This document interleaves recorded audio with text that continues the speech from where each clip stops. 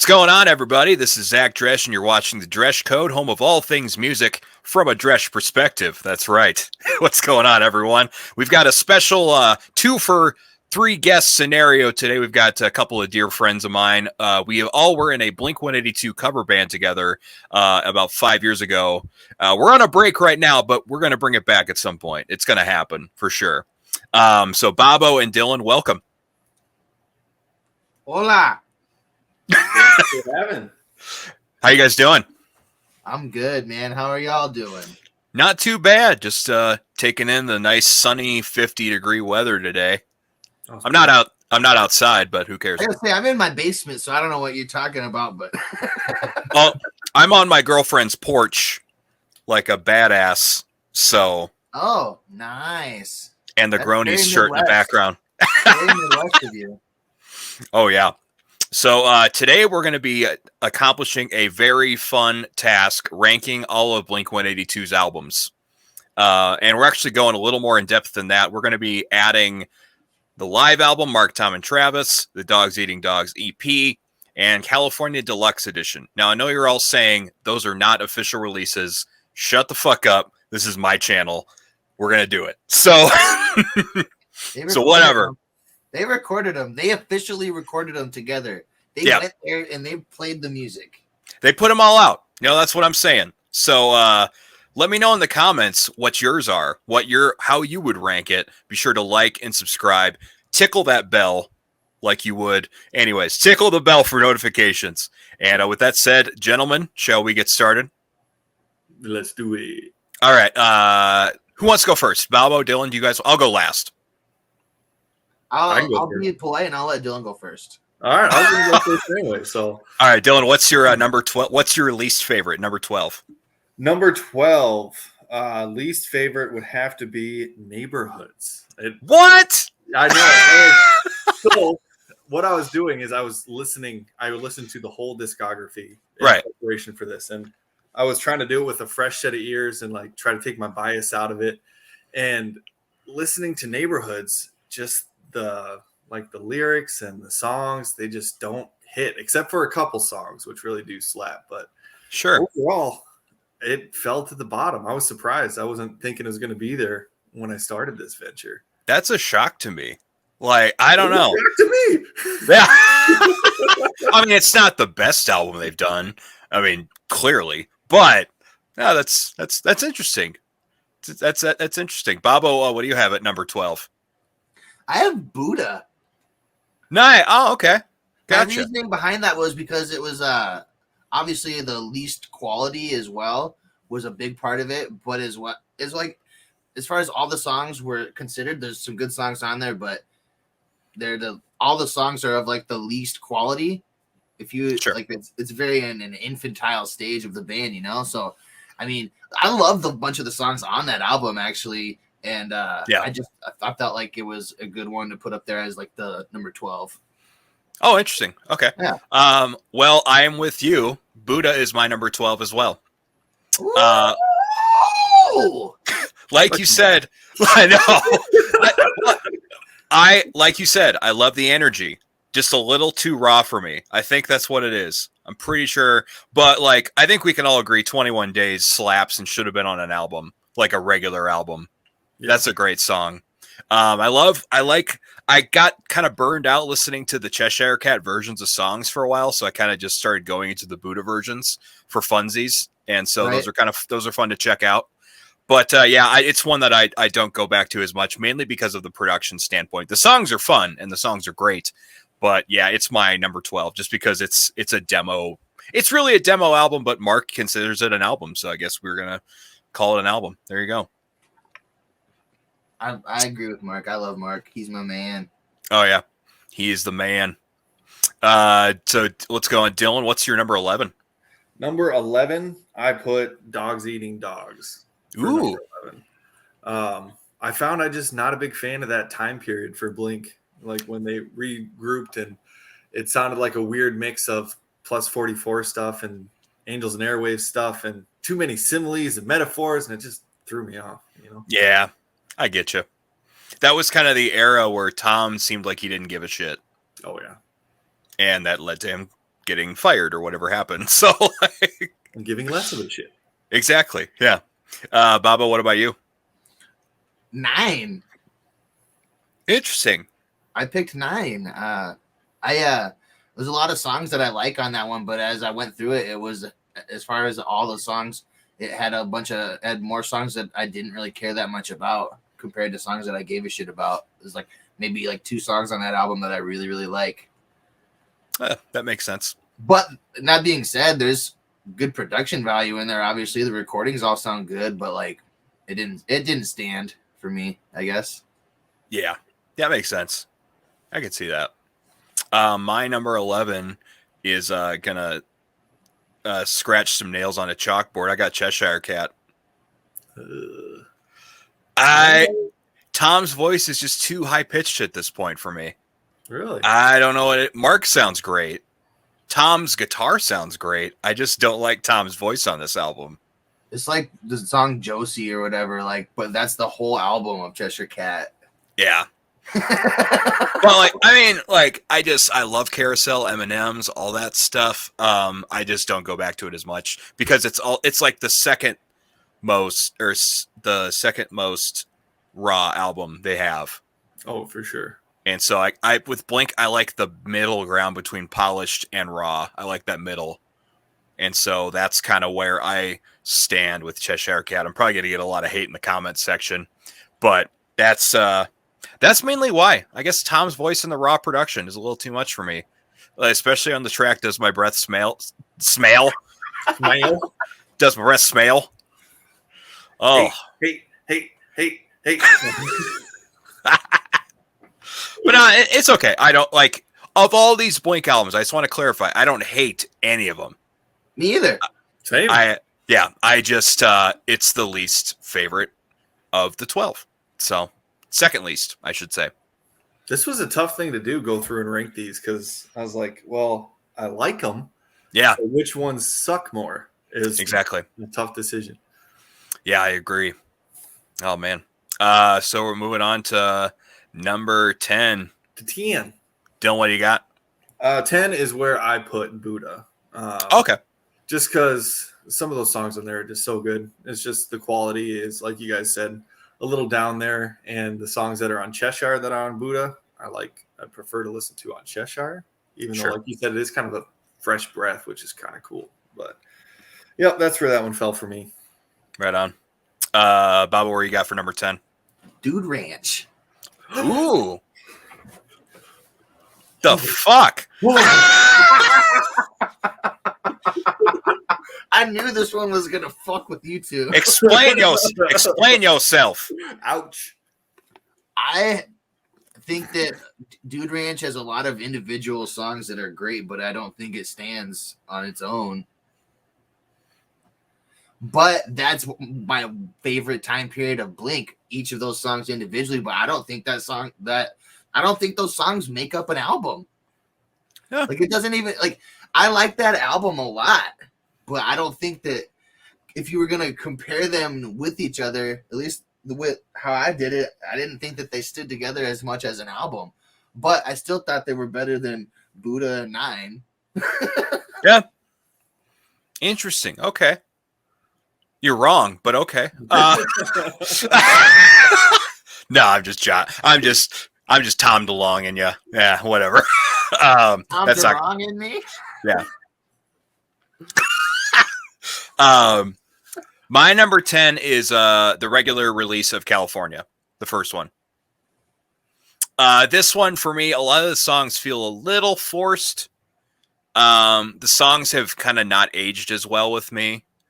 There's some standouts, like I'll get to that in the songs and stuff, but the singles, Bored to Death is the best possible comeback single they could possibly do with Skiba involved for sure, because that single was everything that works so well with this current lineup in one song. So I think that was a great single.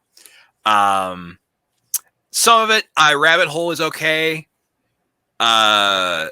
Los Angeles, I got sick of that song. Sober, Home is a Lonely Place. Just, it's fine.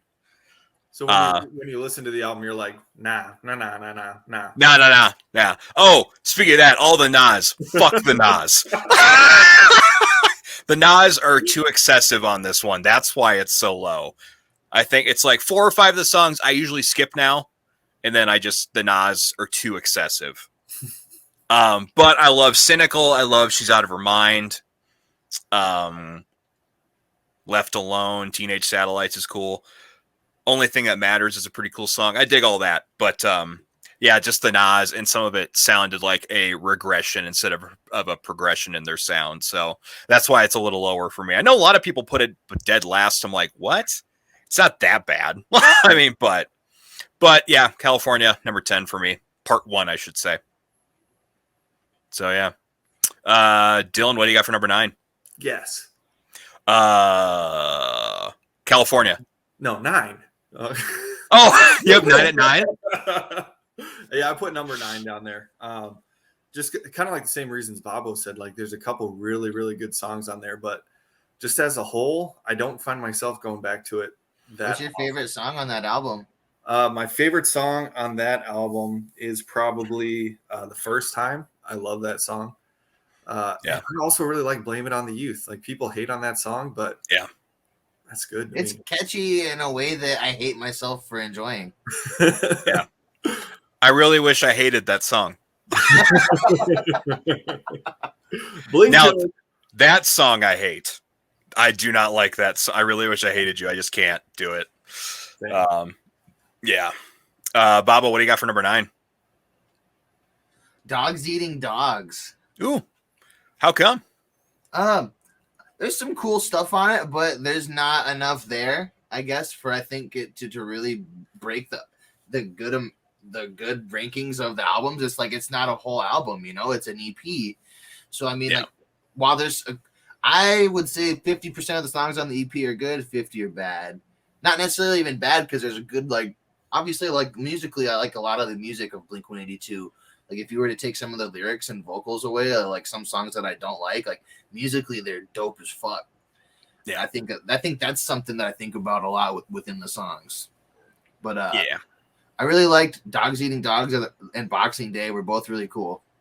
I really like Mark as a singer, though. Like, Mark is my bread and butter. Oh, sure.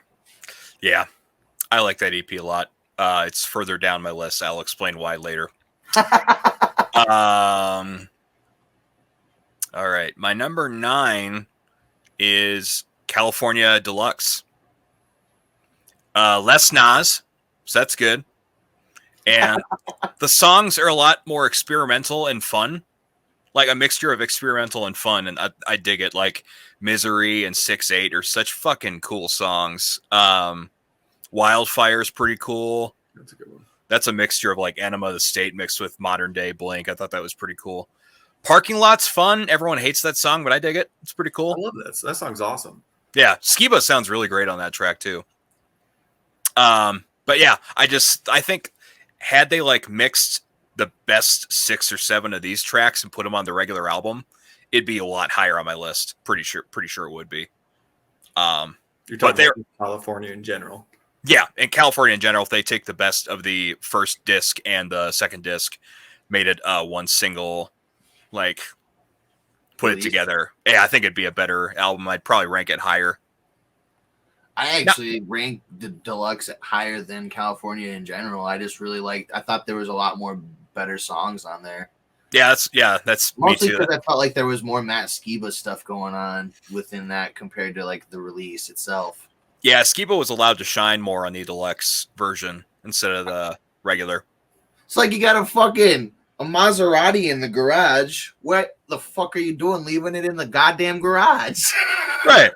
Take that thing out and you drive that around fucking town. You go out and you find that fucking dog. So you're saying like Travis is a moped, Mark is a Mustang, and Skiba's a Maserati? Travis is like a tank. Mm-hmm. It's like a consistent speed and it's gonna get shit done. It's gonna like tear through shit. It's just gonna move fucking walls and shit to fucking get shit done. And it's gonna be illegal to use because it's not fair. Yes. Side note: Travis Barker made COVID hiatus his bitch. Like, produced like friggin' like 20 to 40 albums in like 2 years. It's just like, ugh. He's doing all right. He's doing pretty good. Yeah, I'd say so. Yeah. Dylan, what's your number 8? Number 8 for me is California. Oh, cool. What are your reasons? Same thing. Yeah, same kind of reasons. A lot of Nas, a couple of really good songs on there. But yeah, same reasons like y'all said. I agree with y'all. Cool. Bobbo, what do you think? What's your number 8? California. I wish we could have had it at 8 trifecta, just like a. Yeah. You fucked it up, Zach. I know, I ruined it. No, I just I felt like the na-na-nas were pretty annoying throughout that. There's just too much of them. I loved a good na-na-na, but I was more like, nah. Like the na-na-nas can be done right. Like if you listen to like online songs off Take Off Pants and Jackets, those na-na-nas fucking rock. Yeah. My girlfriend's here. Hi. Hello. I left you roses by the stairs.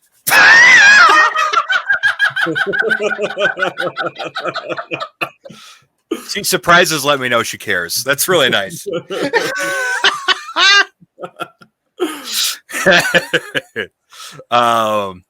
it might things, it's all about that. It's all about that. My number 8 is gonna be 9. It's slightly better than California Deluxe. Not every song's great, hence the ranking of 8. But yeah, it starts off strong with First Time. Heaven is awesome. Heaven's got a plus 44 vibe to it. I really like that. We could have put in plus 44 and Angels and Airwaves and Boxcar, but that'd be like a 3-hour episode. That could be just a different episode. Yeah, just rank the side projects. That'd be pretty cool. But yeah, 9. There's no nanas, or at least I don't think there are. The experimentation works pretty good. Remember to Forget Me is forgettable. And I think that's my reasoning. Very cool. I really liked the songs Black Rain and Pin the Grenade on that album a lot. I thought they were catchy in there. And Black Rain had Matt singing a lot. Yeah, that was cool. That is cool. No Heart to Speak Of is my favorite Matt song on that album. That's a good song too. Yeah. But honestly, when he sings, it's like 6 to midnight. But yeah, I hate Hungover You and Remember to Forget Me. Those just close off with a whimper. I'm just like, come on, guys.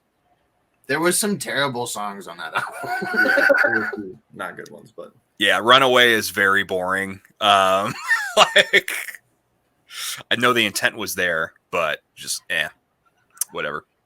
Don't let me.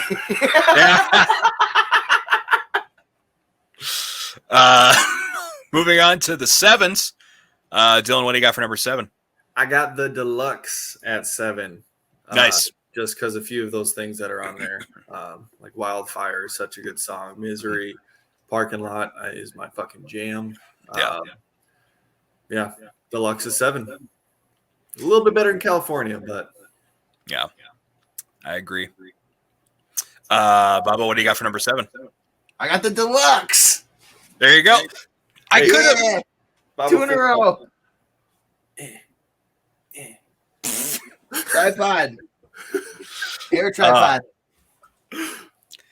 Oh man. Some of my favorite songs that they ever wrote are on this album. Yeah. Like there's like 6, 8 and Bottom of the Ocean, I think, are 2 of the coolest songs that they've ever made ever. Yeah, those are really cool. Yeah. So that's kind of where it's at. And I think it's better than Deluxe. That's better than the non-deluxe version of Cali. So yeah, that makes sense. All right, my number 7 is the Mark, Tom, and Travis show. Ooh. Reason being, it's fantastic, but it's a live album. If it was a regular album, it'd be higher. But I dig it. The energy is great. Mark and Tom's jokes are fantastic. Definitely don't age very well today.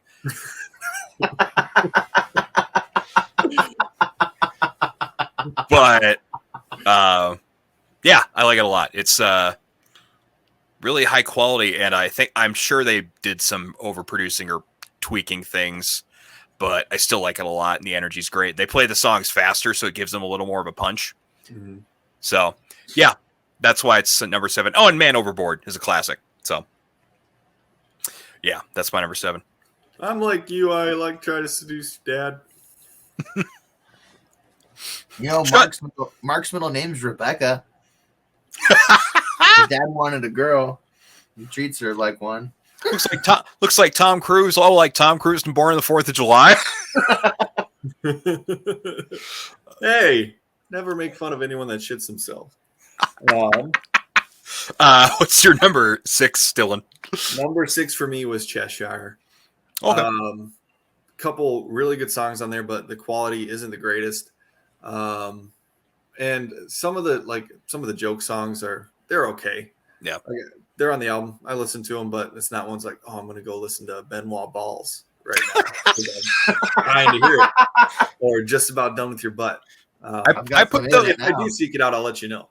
I put those 2 on all my party playlists. I mean, oh.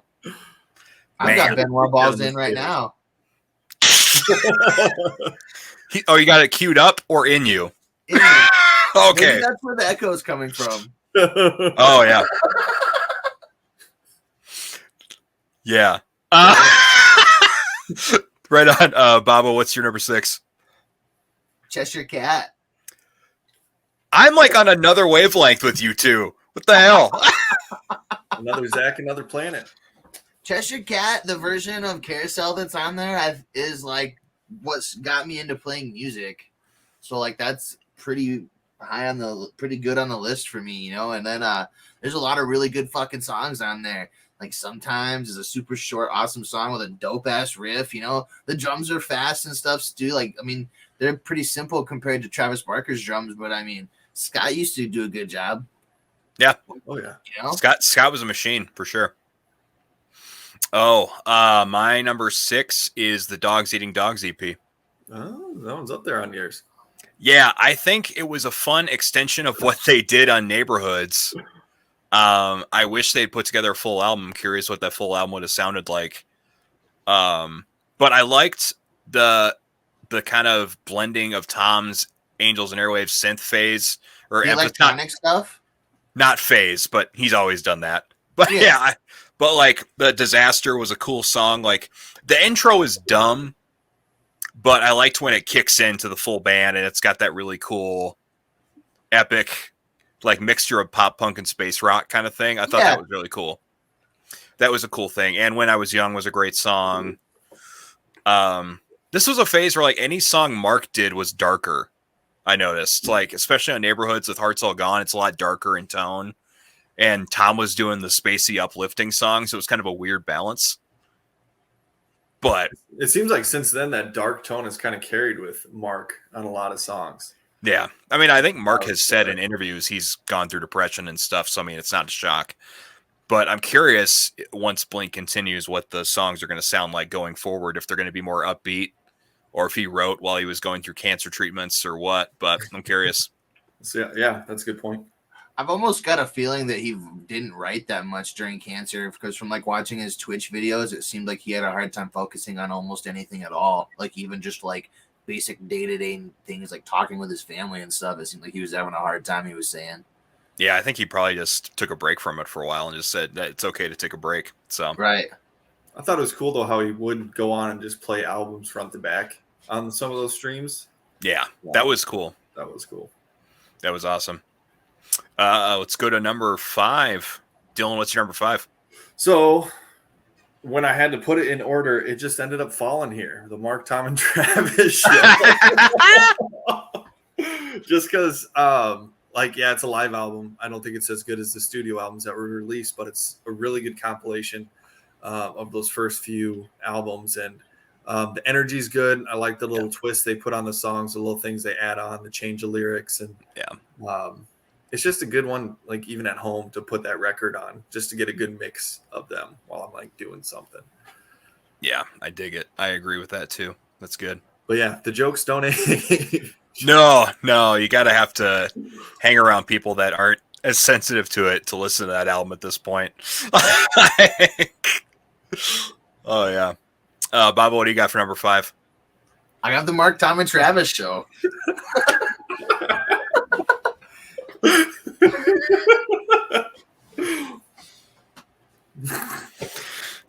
It's one of my favorite albums. It reminds me of being a kid. It reminds me of high school era of my life.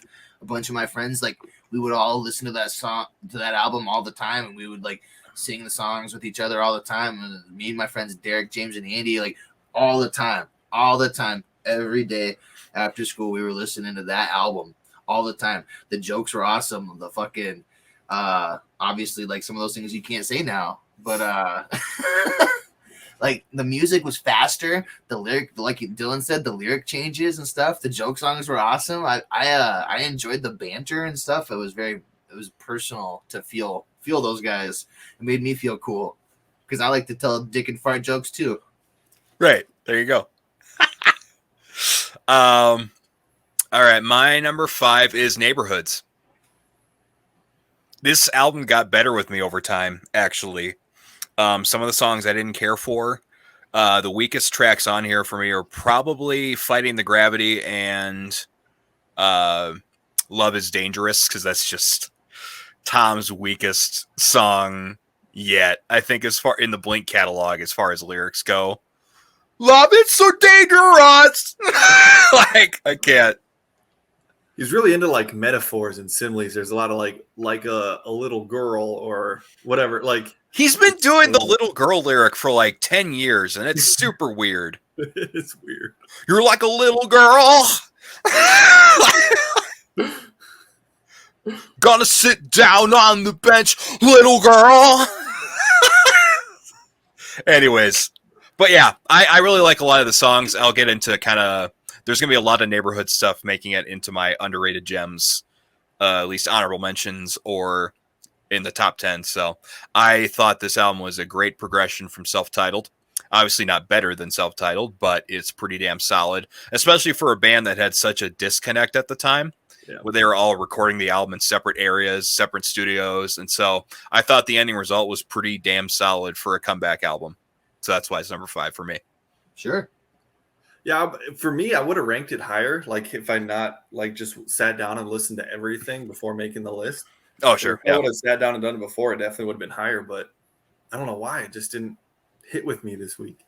Yeah, I mean it that changes. Live or albums change over time for you, and it's just like, not feeling it like I used to. Like when I listened to New Found Glory. Yeah. At least the old albums, like the first like 2 or 3 albums, I have a hard time listening to those. I can still listen to Catalyst and Coming Home, and that's it. Not 6 and Stones anymore. On cover. Not 6 and Stones anymore. That one's kind of a cutoff. There's some good songs on there, but like when I listen to his voice, it's so bad with the recording. Yeah. Like, yeah, that's at how this point, voice is, but like in like the later recordings, they found a way to balance that more. Yeah, Coming Home is the main one that I still come back to. I come back to singles or certain songs on other albums, but that's about it for me. Oh yeah. Coming Home is my favorite New Found Glory album. Yeah, that's how I'd probably rank it too at this point. But yeah, where were we? Oh, number 4. Dylan, what do you got for number 4? For number 4, I have the Self-Titled album at number 4. You can really see them starting to get into some experimental kind of stuff, breaking away from their normal sound that they established in Enema and Take Off Pants and Jacket. And there's a lot of really good songs on there and just trying new things. But yeah, I still really love that one. Yeah, it's a great one for sure.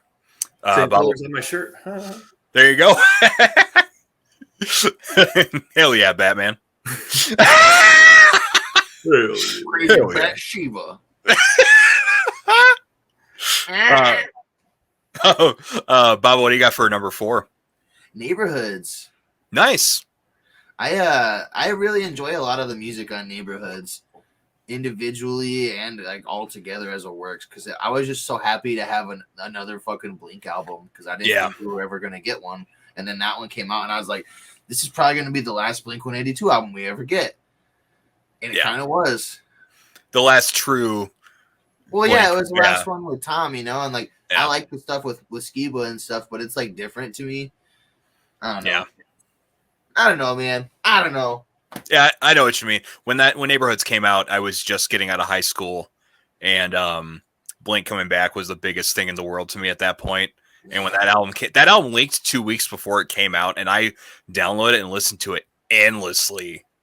It came out like the month I went into college, and that really just helped me adjust to college better. That album, it holds a special place for me. So, yeah, it's a good one. It's a good one. It's a good one. For sure. My number 4 is Dude Ranch. It's a very cohesive, very raw album, but it kind of works. It's a good blend. It's a concise, cohesive album. The songs are all energetic and kind of fun. Some of them kind of blend together. That's kind of why it's a little lower, but you can't deny the energy. And Scott Raynor is a machine. Yeah, all the songs are really fun. And it's a nice, if you want just some fun punk driving music, Dude Ranch can't go wrong with it. So that's my number 4. It's the best album for sure. Like I'd probably like as far if you had to rank them for energy wise, probably be number 1. Yeah, for sure. But some of the songwriting is a little weaker. That's why it's slightly lower on my list. But if you go for energy, for sure, it'd be number 1. Yeah. But yeah, moving on to number 3. What do you got, Dylan? Number 3 is Take Off Your Pants and Jacket for me. Once again, I thought this one would be a little bit higher on my list. But no, it's such a good album front to back. It's hard to pick out even a bad song on it. Yeah. Take Off Pants and Jacket, number 3. Yeah. Oh, Bobbo, what do you got? Enema of the State. Ooh. Yeah. It's definitely one of the best albums. It obviously made it into my top 3. A lot of the songs on there still make me feel like I'm a kid, and that's a big thing for Blink-182 is because I was a kid when I started playing music, so like it always brings me back to that. Like Blink-182 is the whole reason I started playing music, so that's why their songs probably resonate with me more so than any other band. Mm-hmm. It's got a lot of good songs on there, and as an album, it goes together really good. All the songs, like the order of it, all those songs go together really well. Anthem, perfect ending song too. Oh yeah, for sure, absolutely. That's a good point. Oh, what you got, Zach? Number 3 is Self-Titled. It's a great experience. It's a great mature outing from the classic lineup. Songs are fantastic. The only songs that keep it from top 2 is the Fallen Interlude and I'm Lost Without You. Those are the only 2 that I could go without. Because I'm Lost Without You is literally like the best song to transition Tom leaving Blink to go to Angels and Airwaves. It just sounds like an Angels and Airwaves song, which is why it's so low. It's not bad, but I mean, it's boring. That song is just long. I don't know. But the rest of the album just fucking bangs. So got to give it up. So that's why it's number 3 on my list. Solid. Yeah. Let's go on to top 2. We're getting there. Top 2 for me. Number 2 is Enema of the State. It's from front to back. It's so good. I mean, this is the first album I heard of Blink's when I was a wee lad of 9 years old. So yeah, I mean, so many good songs front to back. It's hard to pick out any bad ones. Cohesive, upbeat, just good. Travis kills it, and he kind of introduces himself in a good way. Yeah. Drops the mic. I heard, didn't he record his drum parts in like 2 weeks? Oh shit. I didn't know that. Yeah, it's just like effortlessly, just fucking. I think they had written more than half the album, and then Travis just came in and added his own flair, and then he's just like, done. There you go. Here's the album. We're famous now. You're welcome. 6 million copies sold. We all be wearing gold-plated diapers when we get out of here. Never question Bruce Dickinson. Bobbo, what do you got number 2? I got the self-titled album as number 2. Nice.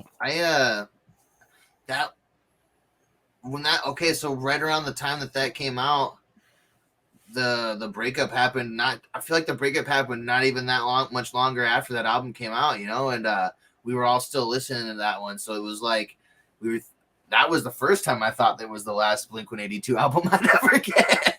Yeah, and that was the first time.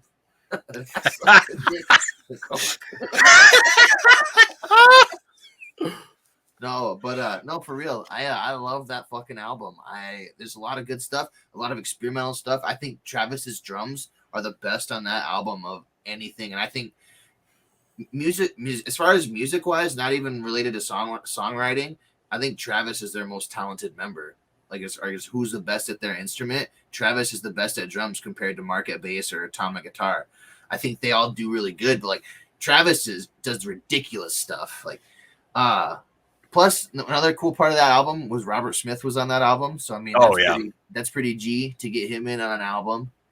There's a lot of really good music on there. Yeah, I would. I'd have to say that's a huge factor too. Looking back in retrospect, like Travis, I mean, they all produce records. They've all have done that. But I'd say Travis kind of really gets into the nitty gritty as far as especially drum sound goes. Yeah, and just goes for it. Like Mark focuses more on the bass and harmonies and melodies, that kind of thing. But Travis is all in on sonic production, especially too. So you got to give him credit for that, especially how the drums sound on Easy Target at the beginning. It's just this industrial kind of just, yeah, super cool. My number 2 is Enema of the State. Classic in its own right. Tracks 1 through 12, perfect. Front to back, never get tired of this album. I could listen to it endlessly. Every track's a banger. But it's not number 1, and I'll explain that when I get to that point. Let's go for our number 1s. All right, I'm the odd man out on this one. I already know what you two have as your number 1. For those following at home, I'm sure you know too. I'm going to be that guy. I got to say Dude Ranch for number 1 for me. Nice. Just because the energy, like, it gets me going whenever I listen to that album. It always just puts me in a better mood. I get happier.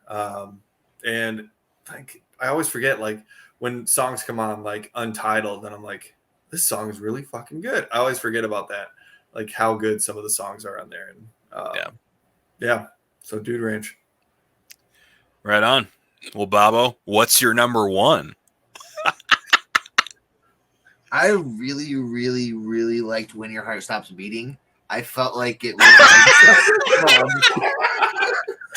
Really? Mine is We Don't Need a Whisper. Nice. No, I picked Take Off Your Pants and Jacket. I remember, I can tell you right now, I remember when I first heard about that album, I was standing in line at the swimming pool waiting for Frank Olsen's swimming pool to open, and this kid kept saying something about Take Off Your Pants and Jacket. Like, I was like, you're going to take off your pants and jacket? What the fuck? And he's like, no, it's the new Blink-182 album. And I was like, oh, nice. And I was like super excited. And that whole album just reminds me of like high school. And like, I learned a lot of really cool songs off that album. Playing bass were some of the first songs I ever learned when I was learning the instrument. I don't know. I got a lot of great songs. I like Shut Up. I know that's Mark's least favorite song that he probably ever wrote, but yeah, I love that song a lot. I really enjoy it. I remember watching the DVD when he was recording that song and seeing the parts about it. And I don't know. I love that song, and I love all the songs on that album front to back. Yeah. It's also my number 1. I think the reason being is because this album is like the perfect blend of what they did before and what they did after. And so there's like fun, energetic, youthful, immature shit on here. And then there's also mature stuff that they would later do even more so. And so you got like Stay Together for the Kids, Even Reckless Abandon's got elements of that too. Yep. So yeah, it's a mixture. It's just a vibe. It's just edges Enema slightly for me. Those are like hard to pick between the two, but I just think Take Off Your Pants and Jacket was a great mixture of old and new, and so that's why it's my number one. So yeah, there we have it. Those are our album rankings, and in the comments section, let us know how you'd rank the albums. If we're entirely inaccurate, if you think Dylan's choices were best, Bobbo's choices, mine. You know, go figure. Thank you for watching, and we'll see you on the next video here on the Dredge Code. Be sure to like, subscribe, tickle the bell for notifications, and we'll see you soon. Bye. Bye. Bye.